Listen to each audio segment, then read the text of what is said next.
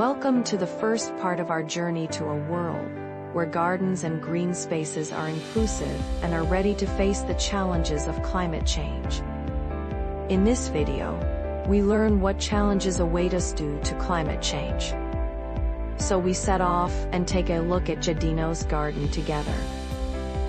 Let's take a look at what climate change can do to Giardino's garden. Giardino is proud of his garden and wants to enjoy it for many years to come. But climate change has a few surprises in store for him. Due to climate change, it can stay drier for much longer, and it can also get hotter. At the same time, however, there may also be very heavy and prolonged rainfall. For plants, this is a very big challenge, because they have to be able to withstand all these changes.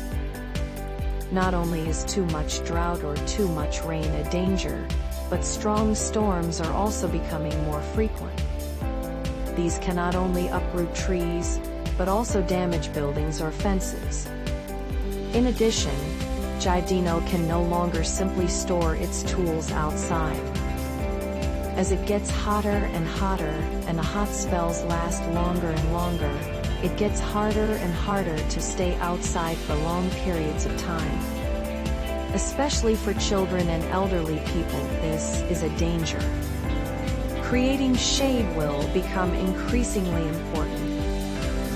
We know that plants flourish better when there are as many different species of animals as possible, all performing their tasks, and thus helping to protect green spaces.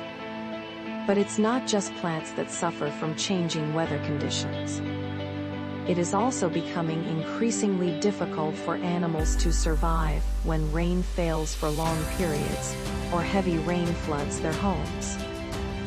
In addition to the plants and the animals, the weather conditions also affect the soil. If the soil is too dry, because it has not rained for a long time, then it can no longer absorb water when it does rain. If the soil is too dry, many of the creatures that make their home in it also die. The healthier the soil, however, the better it can withstand climate change.